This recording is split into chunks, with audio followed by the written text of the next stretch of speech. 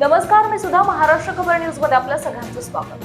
मध्य प्रदेशातील जबलपूर येथील बरगी डॅमच्या बॅकवॉटरमध्ये गुरुवारी संध्याकाळी एक मोठी दुर्घटना घडली।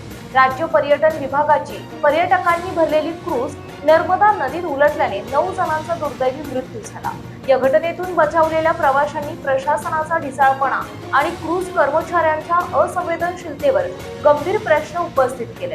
गुरुवारी संध्याकाळी 30 पर्यटकांना घेऊन ही क्रूज बरगी डॅम मध्ये फेरफटका मारत होती। अचानक आलेल्या वादळी वाऱ्यांमुळे पाण्याचा प्रवाह वाढला आणि क्रूजचे संतुलन बिघडून ती पाण्यात उलटली।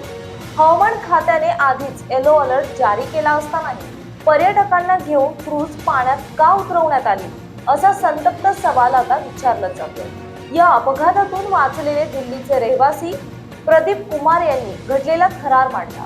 या दुर्घटनेत दुर्दैवाने प्रदीप यांनी आपली पत्नी आणि 4 वर्षांच्या चिमुकल्या मुलाला गमावले। प्रदीप यांच्या मते क्रूजवर 30 प्रवासी होते, पण सर्वांसाठी लाईफ जॅकेट उपलब्ध नव्हते। प्रवाशांनी एकमेकांमध्ये जॅकेट वाटून घेतली। बोटीवर केवळ 2 कर्मचारी होते। हवामान बिघडत असल्याचे पाहून प्रवाशांनी आणि किनाऱ्यावरील लोकांनी बोट किनाऱ्यावर घेण्याची विनंती केली, पण चालकाने त्याकडे दुर्लक्ष करत बोट पुढेच नेली। अचानक वारे सुटले आणि पाणी खवळले।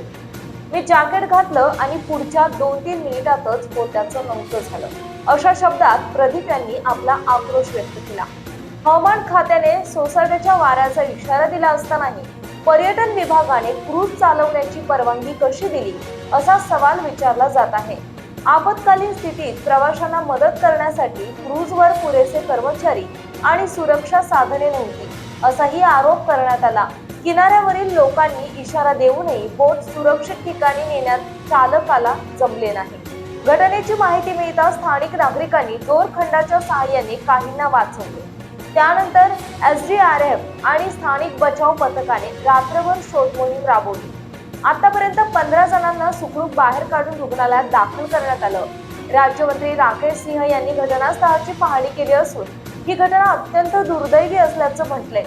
मृतांच्या नातेवाईकांना प्रत्येकी 4 लाख रुपयांची मदत जाहीर करण्यात आली आहे।